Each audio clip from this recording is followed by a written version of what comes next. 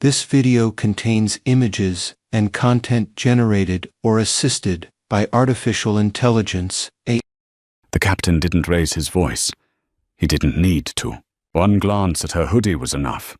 "Get up," he said coldly. "This seat is for a real VIP." The cabin watched as a woman was publicly stripped of her dignity, ordered to the back of a $75 million jet, like she didn't belong in the sky at all. No one questioned him. No one defended her. What the captain didn't know was that the seat he was protecting, the jet beneath his feet, and the uniform on his back all belonged to her. And the moment he chose arrogance over verification, his career entered free fall at 45,000 feet. The tarmac at Tetro Airport in New Jersey was slick with fresh rain, reflecting the runway lights like a shattered mirror. Teterboro was the playground of the elite, the gateway, where Wall Street wolves and Hollywood royalty bypassed the indignity of TSA lines. Parked at the far end of the private terminal stood the crown jewel of the airfield, a brand new Gulfstream G700, painted in a matte midnight blue that looked black under the night sky. Its tail number N91 OSA was whispered about in aviation circles. It was one of the fastest, most luxurious, ultra-long-range jets in the world, capable of flying from New York to Tokyo without breaking a sweat. Inside the cockpit, Captain Brandon Pierce ran his pre-flight checks with the precision of a surgeon. Brandon was a man of the old guard, 55, silver-haired, with a jawline that looked like it had been chiseled from granite, and an ego to match. He had flown for the Air Force, then commercial, and finally he had ascended to the pinnacle of aviation private charter for the 0.01%. Fuel load is confirmed. Captain said his co-pilot, Evan, a younger man who still had the nervous energy of someone trying to impress a legend. Brandon grunted, flipping a switch on the overhead panel. "Good. We need to be wheels up in 40. The client is Tiffany Slair. Her father owns St. Clair Media. She's notoriously difficult, Evan. If the coffee isn't 190 degrees, she'll have your badge. Everything has to be perfect." "Understood, sir."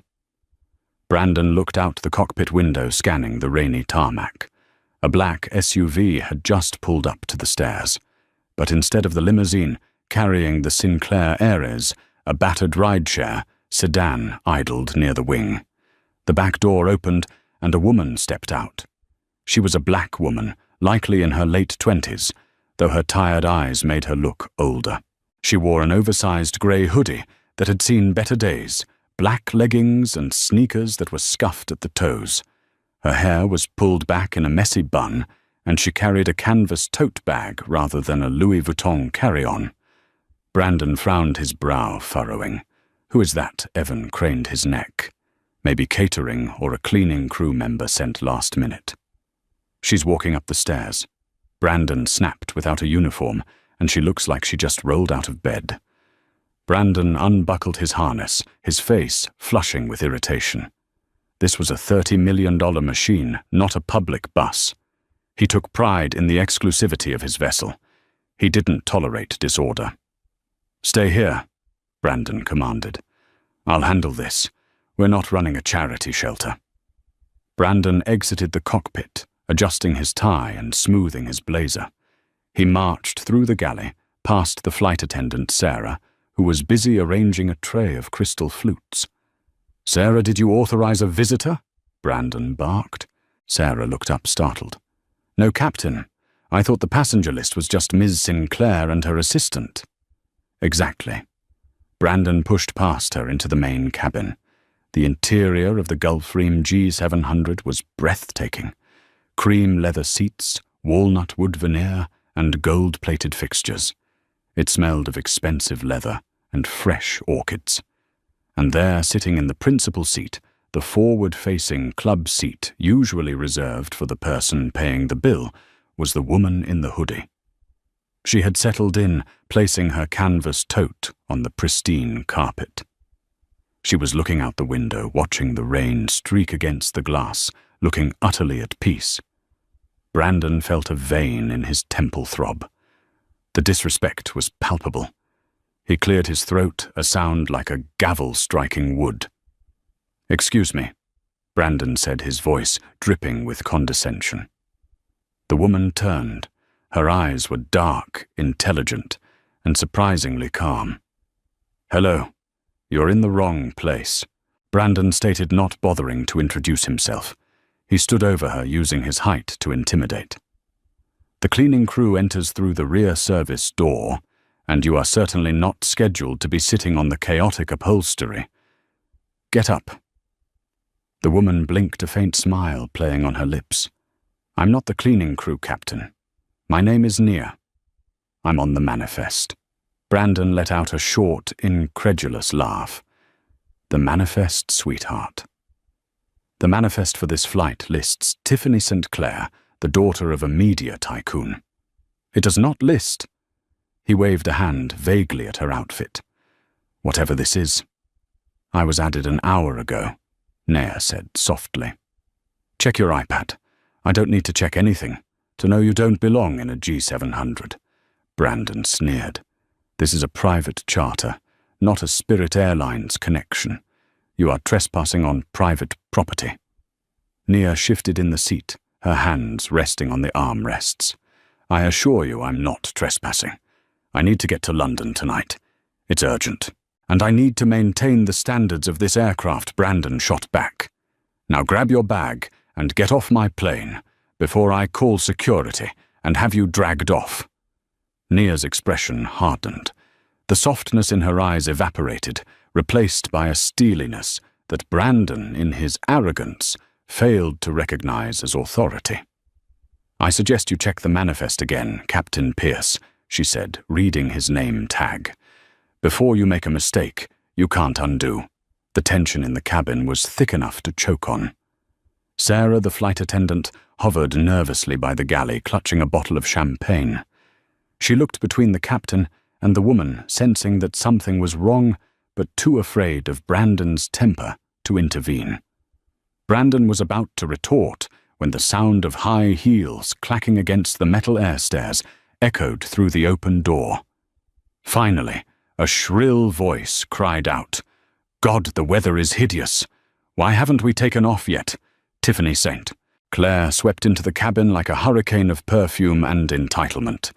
She was dressed in a pink designer trench coat, massive sunglasses, despite it being night, and was followed by a weariel-looking assistant carrying 3 massive suitcases. Tiffany stopped dead in her tracks when she saw Nia sitting in the prime window seat.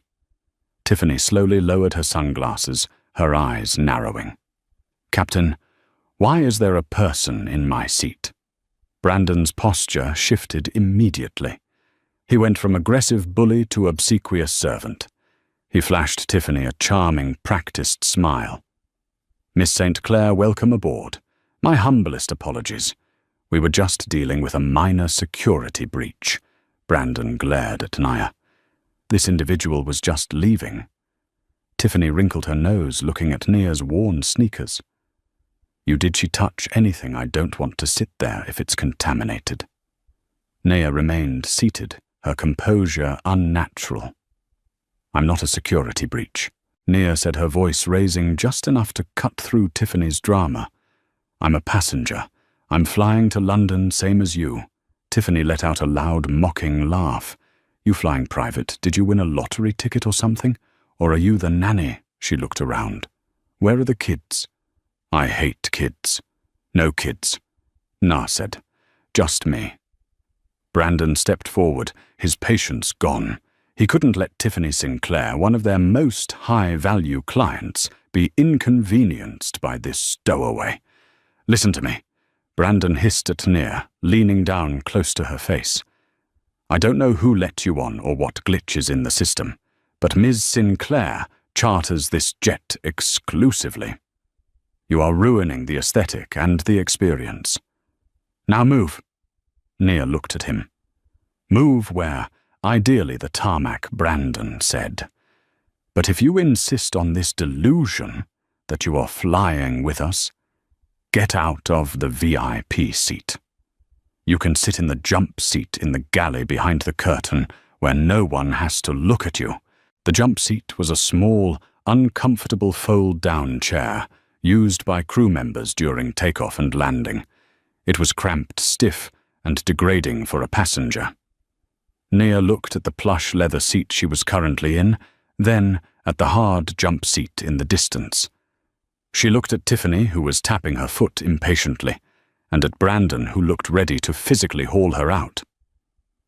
"You want me to sit in the servants' quarters," Nia stated flatly. "It fits the wardrobe."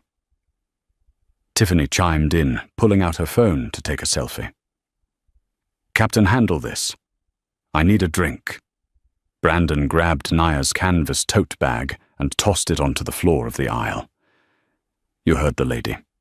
Move now, or I call the police and tell them you're a threat to flight safety. Do you know what happens to people like you when the DHS gets involved? You'll be on a no-fly list for the rest of your life." It was a low blow, a direct threat to her freedom based on a lie.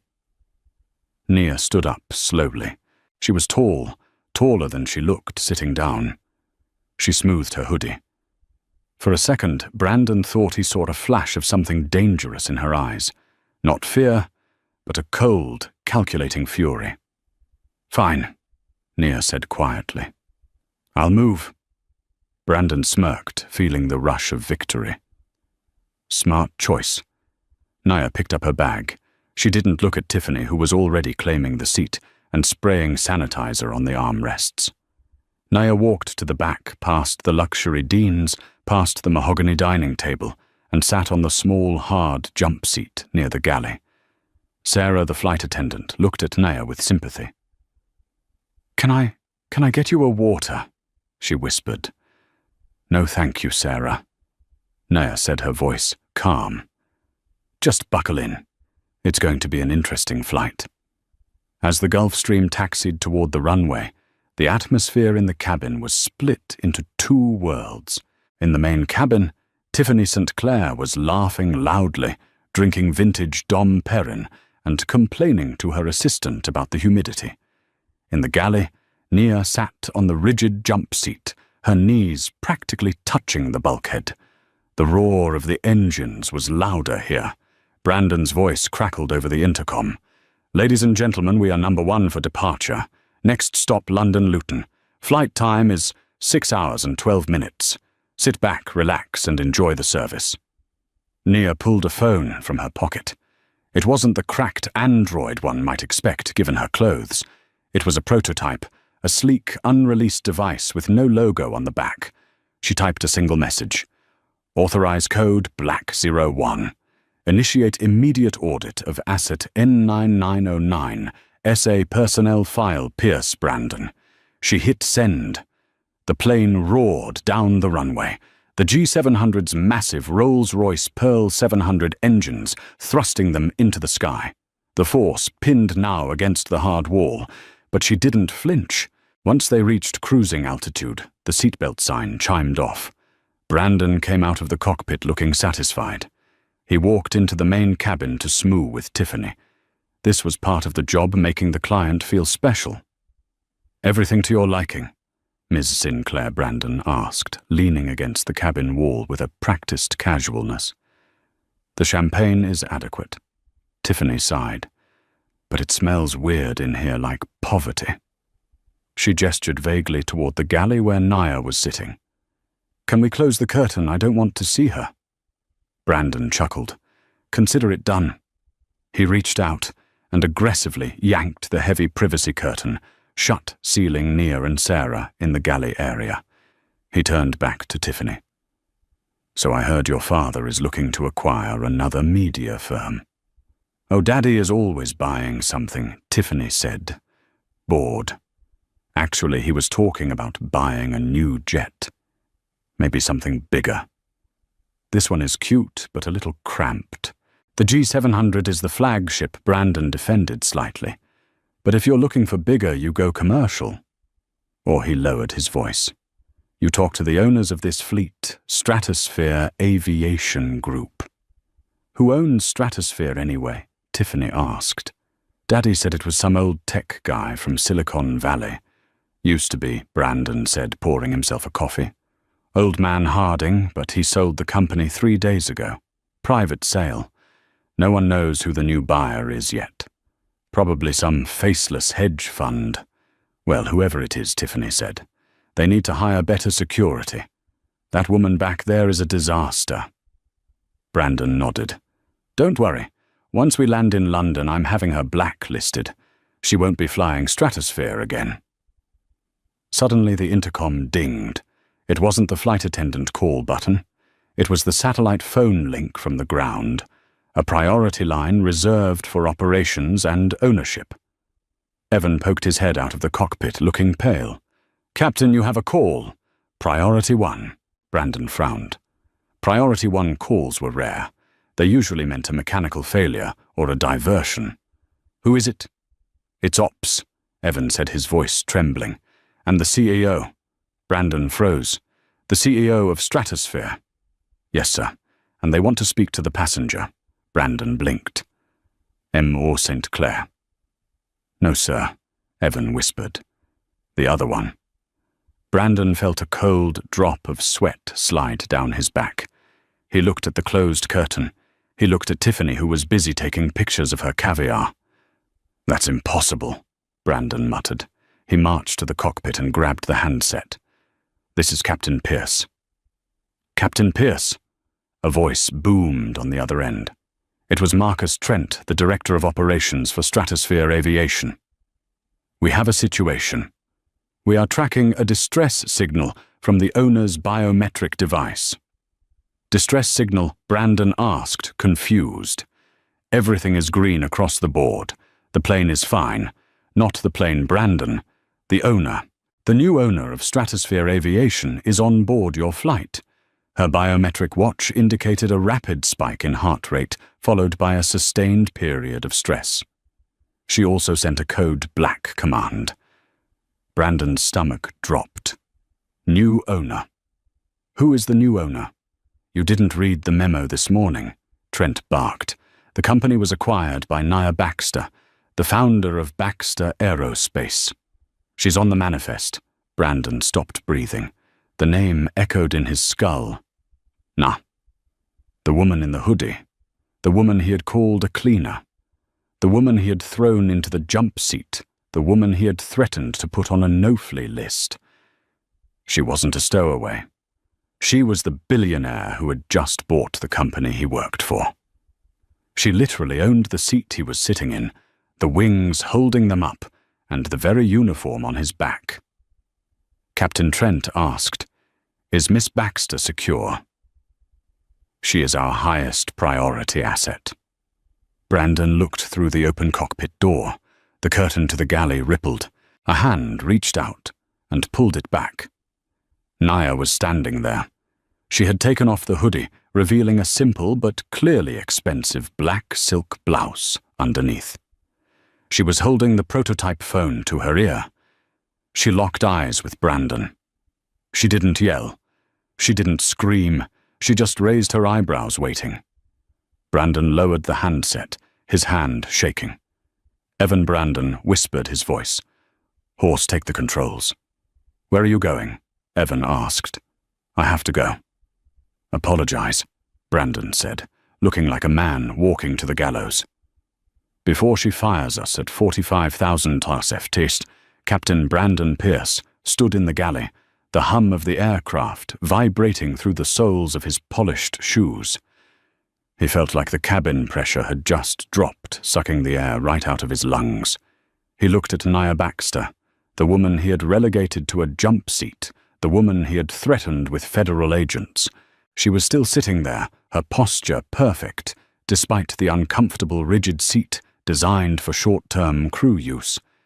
She held her phone with a casual elegance, her thumb hovering over the screen. "Ms. Baxter."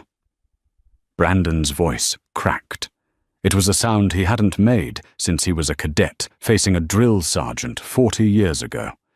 Nia didn't look up immediately. She tapped a few more times on her screen, then slowly, agonizingly raised her eyes.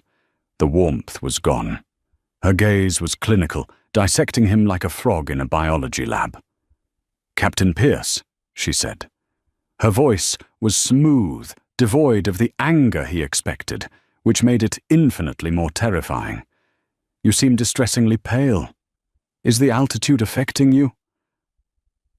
"I just received a call from operations," Brandon stammered, wiping a bead of sweat from his forehead. "They informed me of the changes in management, changes in ownership." Na corrected gently. "Management is what I'm reviewing right now." Brandon swallowed hard. He took a step forward, his hands clasped in front of him in a pleading gesture.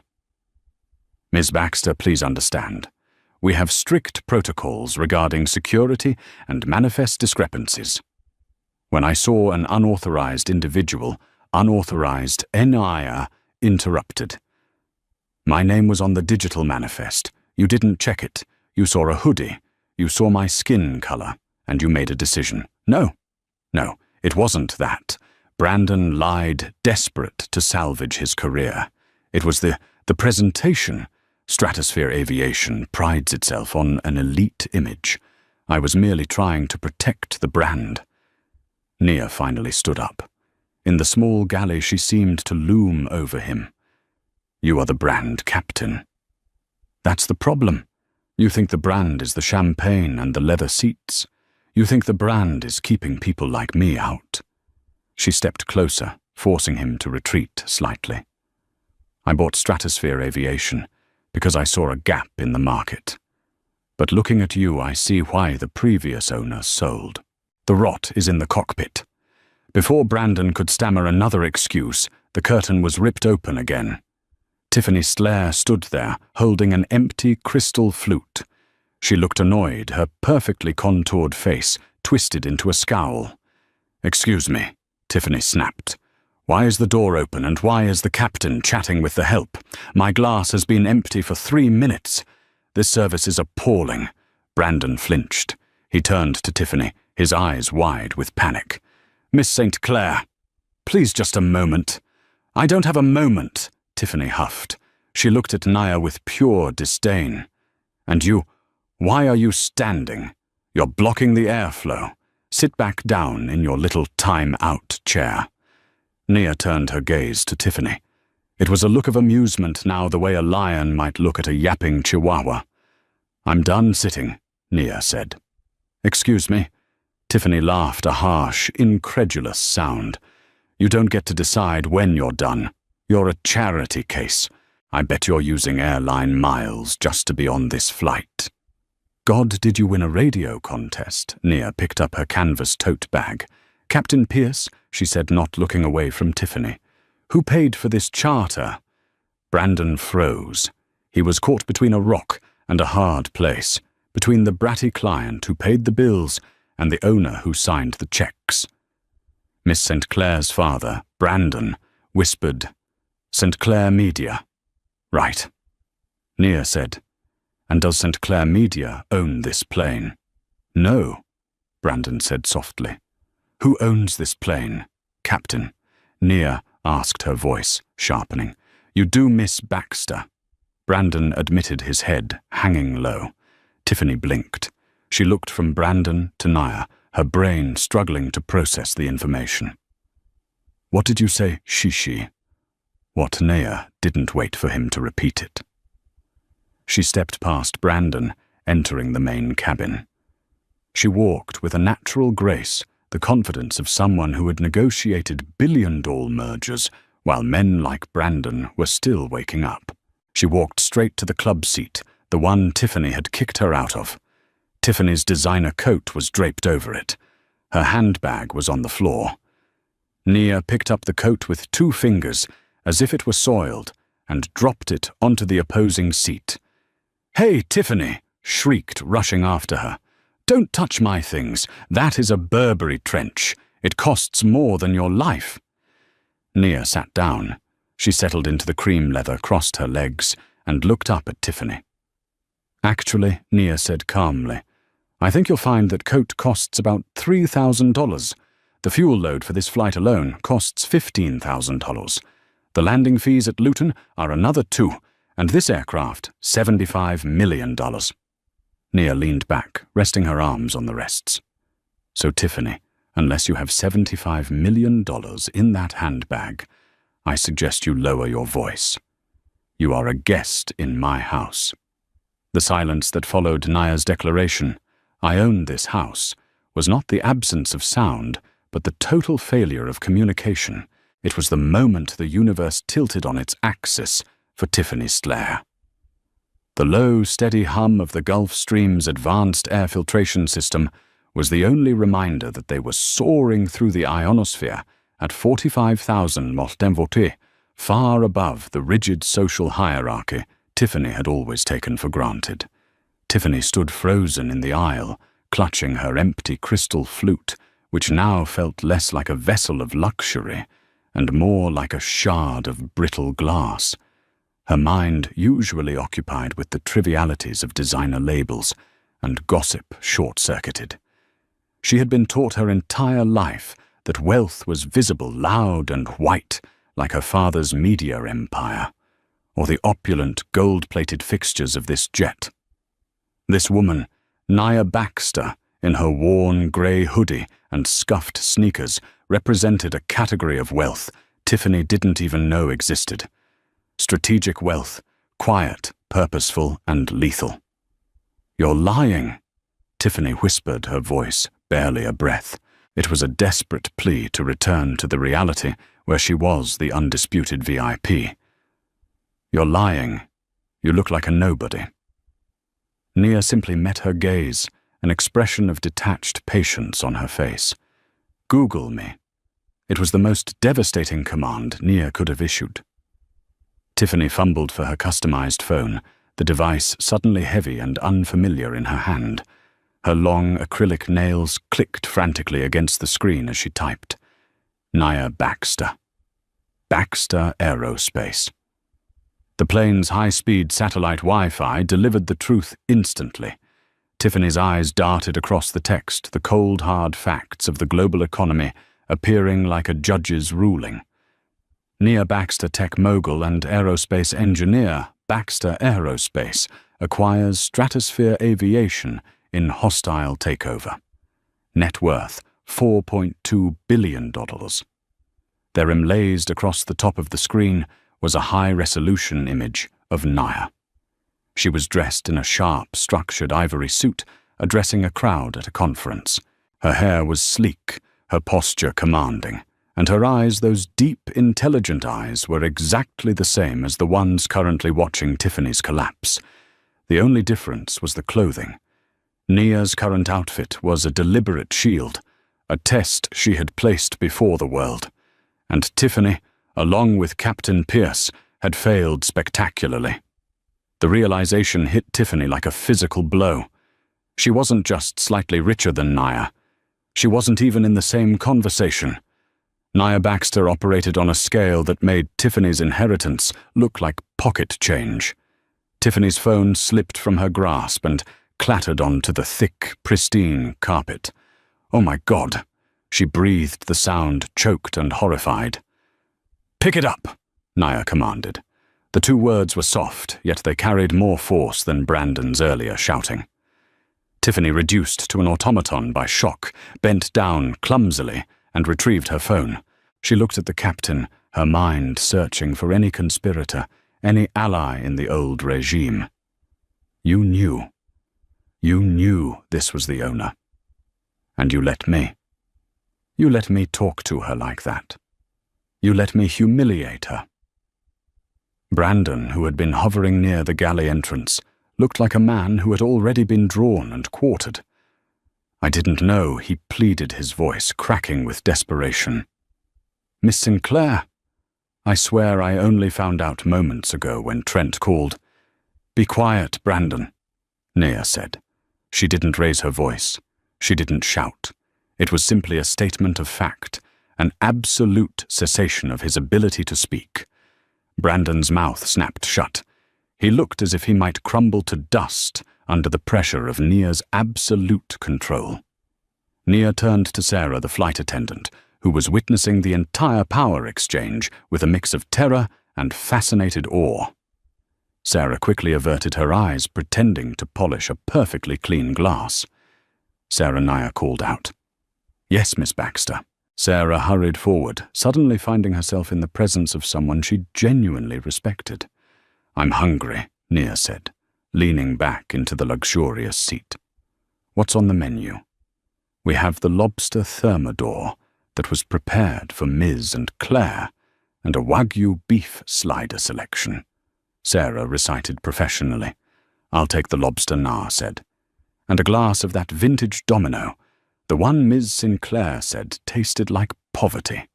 A tiny, almost imperceptible smile touched Sarah's lips. "Right away, Mom." "With pleasure." Sarah bustled back to the galley, her movement containing a distinct triumphant energy. Tiffany remained standing awkwardly in the aisle. Her seat, the coveted high-status seat, was taken. The other leather Deans, once symbols of luxury, now felt like seats of profound demotion. "Sit down, Tiffany," Nia said, gesturing to the seat across the aisle. "We have 6 hours left in the air. We might as well chat." Tiffany sank onto the opposing seat, pulling her designer coat around her like an inadequate shield. She looked physically diminished, her glamour evaporating under the scrutiny of true power. Are you going to kick me off? At 45,000, Las?" FT Nia raised an eyebrow, a hint of genuine surprise in her voice. "I'm not a monster. Besides, I have pressing business with your father. It would be rude to eject his daughter mid-flight. But do understand this. You are no longer the client. You are baggage." Tiffany swallowed hard, her composure utterly shattered. "My father does business with you? He buys satellite time from my company," Nia explained, resting her hands calmly on the armrests. "Baxter Aerospace controls the orbital grid his entire media empire runs on. If I snapped my fingers right now, St. Clair Media goes dark in 3 continents. His news, his stocks, his communication all gone. So yes, we do business." The full weight of her recklessness finally crushed Tiffany. She hadn't just insulted a rich woman. She had jeopardized her family's legacy. Nia shifted her attention, focusing her cold, surgical gaze on the man who had been the chief architect of her humiliation. "Captain Pierce." Brandon snapped to attention, his muscles screaming under the instantaneous command. "Yes, Mom." "The jump seat," Nia said, her voice dropping to a low, dangerous register. It looked very uncomfortable. "You informed me it was for safety purposes, and only for short duration." It is, Mom. It's stiff. It's not meant for a passenger." I see Nia said, a profound stillness settling over her face. "Since I am now the owner, and primarily responsible for the safety of our passengers, I think I need to test the crew's endurance under duress. It's important for safety standards to understand how the jump seat impacts fatigue." Brandon's eyes widened, understanding the impending cruelty, the poetic, deliberate cruelty of the command. "Evan is a perfectly capable pilot, isn't he?" Nia asked. "He's certified on the G700. "Yes, he has his type rating." Brandon said, the words barely audible. "Good. Evan can fly the plane for the next few hours." Nia said, the finality of her tone sealing Brandon's fate. "I want you to sit in the jump seat. Captain, I want you to sit there, face the wall, and think about the manifest. I want you to sit there and remember exactly what laziness looks like at 45,000 Aarhus. She paused, letting the severity of the punishment sink in. "And if you move, or if you complain, or if you try to come out, before I tell you, you won't just be fired when we land.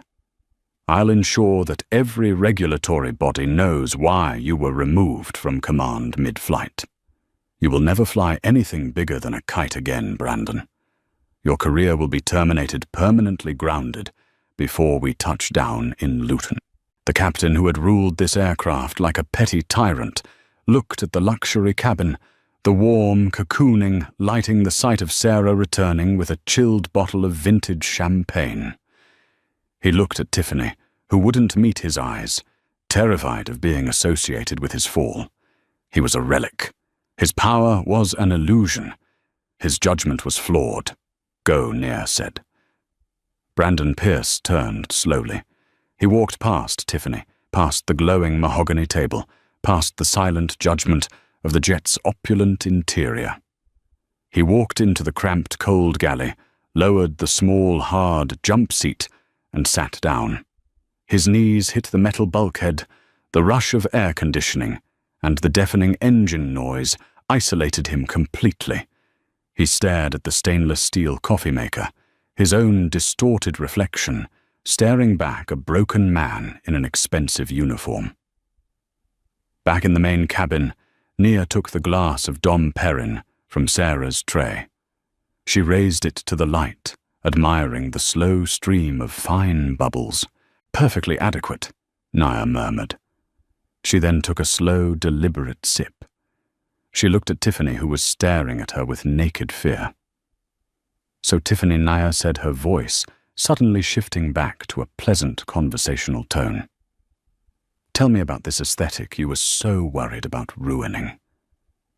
Did you know the materials for this jump seat are specifically designed for maximum rigidity, to withstand G-forces, making them exceptionally uncomfortable during long periods?" Tiffany nervously ran her hand over her hair. I love hoodies," she whispered, a desperate, pathetic attempt at solidarity.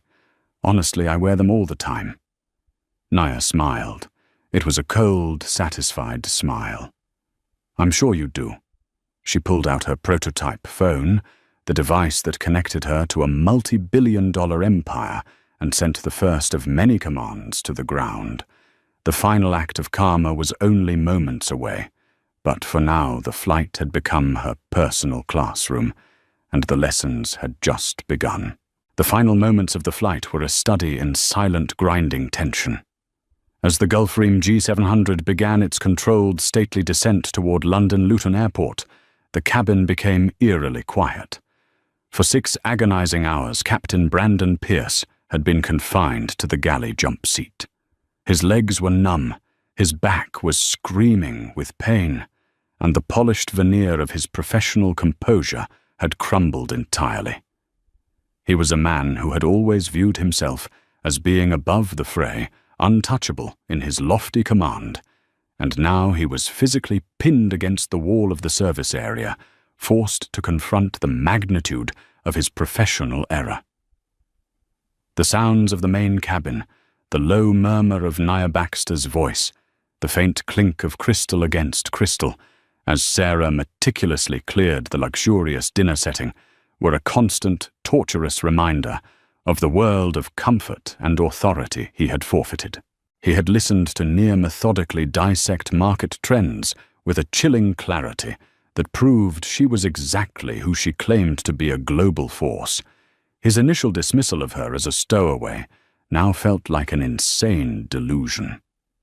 When the landing gear lowered with a heavy metallic thud, Brandon flinched, the sound echoing through the fuselage like a jail cell door slamming shut. It was the sound of finality. Evan, the co-pilot, brought the multi-million-dollar jet down onto the damp British runway with a precision Brandon himself couldn't fault. The aircraft rolled to a stop with the gentle sigh of reverse thrust, and then taxied slowly toward the designated private hangar area, the fastened seatbelt sign extinguished with a soft ping. Brandon did not move immediately. His muscles were locked, but more crucially, he was paralyzed by dread. He felt the cold certainty of his fate settling over him. Nia Baxter was the first to move. She rose from the plush club seat, the very seat Brandon had ordered her out of, and gathered her canvas tote. There was no hurried movement, no residual anger in her posture. She moved with the calm, devastating purpose of a CEO whose time is valuable. She walked toward the cockpit door. "Evan," she said, leaning into the flight deck, Her voice amplified slightly by the acoustics reached Brandon. "Excellent landing. You have a gentle touch both with the stick and with the people. That's a rare quality." Evan's voice was filled with startled pleasure. "Thank you, Miss Baxter. I appreciate that. Remind me to review your seniority status next week." Naya continued the statement. "A seismic tremor in the stratosphere aviation hierarchy. I think you're ready for the left seat." The co-pilot's promotion was swift, decisive, and the first piece of Brandon's empire being handed over. It was a clear message: competence and kindness were being rewarded, while arrogance was being punished. Nia then turned her gaze to Brandon, who was struggling to uncurl his aching limbs. He managed to stand, his suit jacket wrinkled, the once immaculate crease in his trousers gone. He felt old, exposed, and vulnerable. He frantically smoothed the lapels of his uniform and placed his captain's cap on his head, a desperate last-ditch effort to reclaim some fragment of authority. "Ms. Baxter." Brandon began, his voice dry and strained, attempting to infuse his words with the professional deference he had so carelessly discarded earlier. "I hope the flight was acceptable despite the start. I would like to formally apologize again for the gross misunderstanding." Nia's eyes held him steady, an unwavering, relentless focus. "Open the door, Mr. Pierce." It was an order, not a request. Brandon swallowed the lump in his throat, making it difficult to breathe. He walked the few paces to the main cabin door, his movements stiff and unnatural. He disarmed the emergency slide, rotated the heavy handle, and pushed the door outward. The automated staircase deployed with a hydraulic hiss, connecting the luxurious capsule of the G700 to the cold, wet world outside. A rush of cool, damp London air filled the cabin, carrying with it the metallic smell of jet fuel. Waiting at the bottom of the stairs, visible through the open door, was a sight that confirmed Brandon's worst fears. It wasn't just the usual anonymous ground crew. There were 3 identical black SUVs, their headlights cutting through the gloom, and standing in the center was a man in a flawless grey suit, holding a slender briefcase. This was Marcus Trent, the Stratosphere Aviation Director of Operations, who had obviously flown ahead to meet his new boss and execute her will. Nia walked down the stairs first. She didn't hold the rail. She descended with the total authority of ownership, her focus fixed not on the ground, but on the man waiting for her. Brandon followed his legs, feeling like lead, his heart pounding a frantic rhythm against his ribs. Tiffany trailed after him, looking pale and utterly insignificant. When Nia's feet touched the tarmac, Marcus Trent stepped forward, clicking the briefcase open. "Ms. Baxter, welcome to London. I trust the asset is performing well." "The plane is magnificent, Marcus." Nia said, her voice clear and carrying on the damp air, echoing off the nearby hangars. "The avionics are state-of-the-art. The interior is pristine." She paused, allowing the praise for the aircraft to settle. Then she turned slowly, deliberately to face Brandon, who had just reached the bottom of the stairs. "The personnel, however," Nia finished her voice, dropping a fraction of an octave, "is defective." Brandon froze. The ground crew who had begun approaching the aircraft stopped their work. The sound of an engine powering down in the distance seemed unnaturally loud. "Captain Pierce," Nia began, the formality of the title now sounding like a deliberate, cruel irony. "Do you know why I'm firing you?" Brandon's face went scarlet, a deep flush of shame and impotent rage. "Ms. Baxter, surely a reprimand is sufficient after 20 years of service. I'm not firing you because you were rude to me." Nia interrupted, cutting his plea short.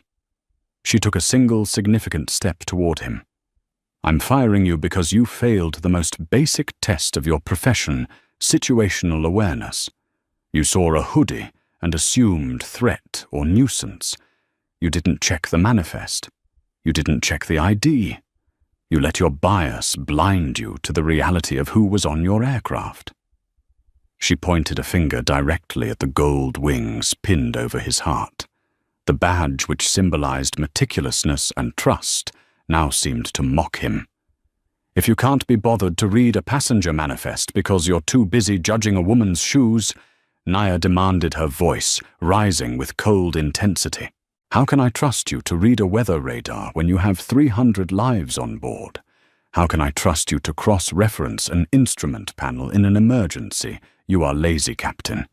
And in aviation, laziness kills. The weight of the accusation was crushing. It wasn't about disrespecting the owner. It was about failing the principles of his own life's work. His initial error, his prejudice, had spiraled into a catastrophic failure of judgment, and she had exposed it in front of a dozen witnesses. Marcus Neuer commanded her attention, snapping to the director of operations. Collect his badge and his company credentials. He is not to re-enter the aircraft. He has been relieved of all duties effective immediately. Arranged for him to take a commercial flight back to New Jersey economy class. Marcus Trent, looking deeply uncomfortable, but professionally ruthless, stepped forward. Badge Brandon.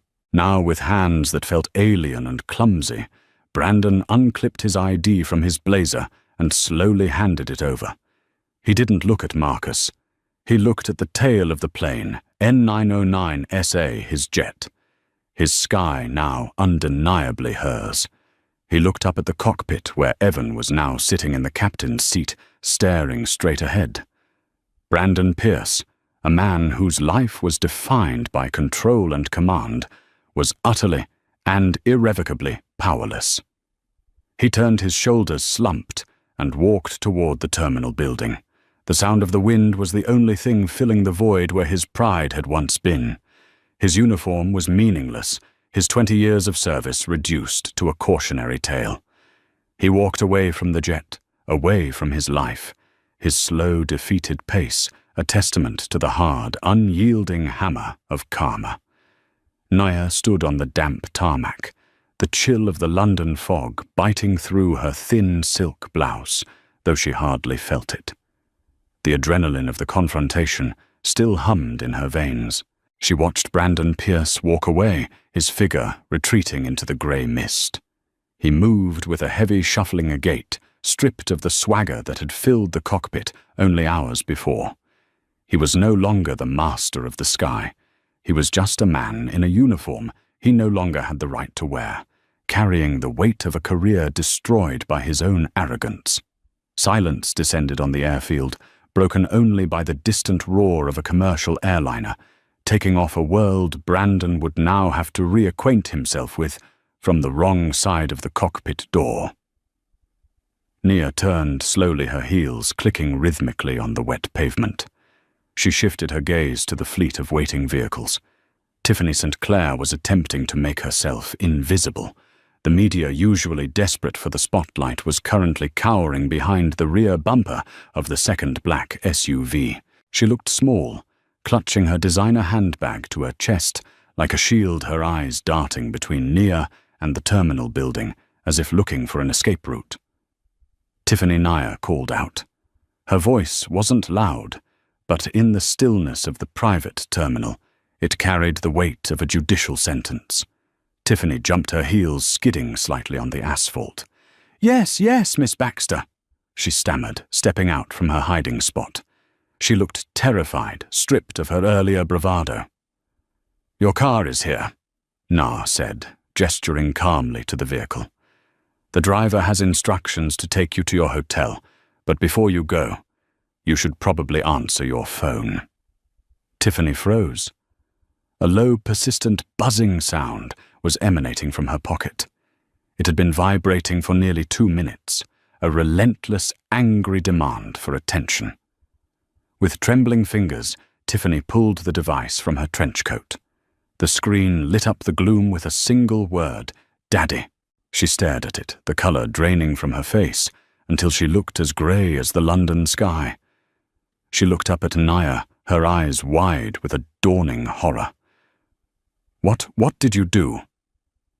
Naya adjusted the strap of her canvas tote bag, the same bag Tiffany had mocked as poverty-stricken hours ago. I used the in-flight Wi-Fi to send your father an email while we were somewhere over the Atlantic. Nia explained, her tone conversational, as if discussing the weather. I informed him that due to the personal conduct of his representative, you felt that our business relationship lacked the necessary foundation of mutual respect. Tiffany's mouth opened, but no sound came out. I suggested that we renegotiate his satellite leasing contracts immediately. Naya continued, stepping closer. Because of the inconvenience caused by his daughter, I bumped the leasing price up by 12%. 12%, Tiffany shrieked, the number cutting through her shock. That's millions of dollars. He'll kill me. He's certainly not happy, Naya agreed coolly. I also mentioned that you attempted to commandeer the owner's seat and treated the crew with disdain. I believe he intends to have a very long discussion with you about the value of humility. And knowing your father, I suspect your clothing allowance is about to be significantly revised.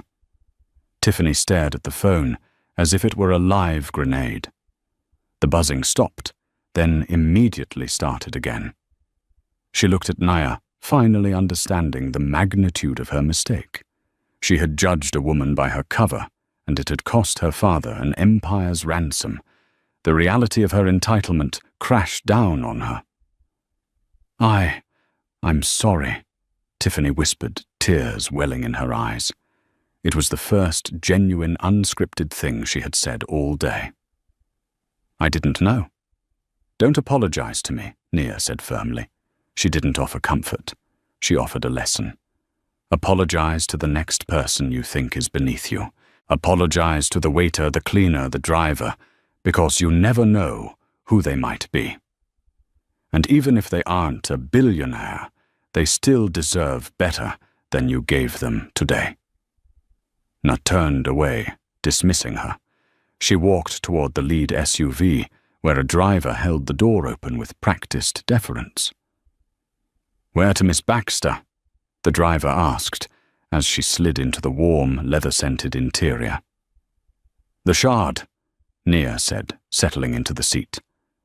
I have a meeting with the board. We have a lot of work to do. As the heavy door thudded shut, sealing out the noise, and the car pulled away smoothly, Nia looked out the tinted window as they merged onto the terminal exit road. She saw Tiffany standing in the rain, screaming into her phone, her expensive trench coat dragging in a puddle, her mascara running in dark streaks. Further down the road, she spotted Brandon. He was standing at a public bus stop outside the airport gates, huddled in his blazer, squinting at a schedule through the drizzle. He looked lost, confused and utterly defeated. Nia didn't smile. She didn't feel a rush of joy or petty triumph in their suffering. Instead, she felt a quiet sense of balance, restored, a realignment of the universe. She pulled her laptop out of her canvas bag, the bag that held the blueprints for a new generation of satellite engines. She opened a new document, the blue light of the screen illuminating her face. Memo to HR. Implement mandatory unconscious bias training for all stratosphere aviation crew. Effective immediately, she typed the first line, then paused, catching her own reflection in the dark window against the passing London streetlights. A black woman in a hoodie who happened to own the sky. She hit save. The car sped up, disappearing into the London fog, leaving the wreckage of egos in the rear-view mirror. And that, ladies and gentlemen, is exactly why you never judge a book by its cover or a passenger by their hoodie. Captain Pierce thought he was protecting the company's image, but he was actually destroying his own career. He forgot the golden rule. Respect everyone from the CEO to the janitor, because you never know who is actually signing the checks. What would you have done if you were Nia? Would you have fired him on the spot or given him a second chance? Let me know in the comments below. I read every single one. If you enjoyed this story of karma and justice, please smash that like button. It really helps the channel grow. And if you haven't already, hit subscribe and ring the bell so you never miss a story. We have a brand new episode coming next week involving a rude waitress and a secret lottery winner that you do not want to miss. Thanks for watching. Stay humble, and I'll see you in the next.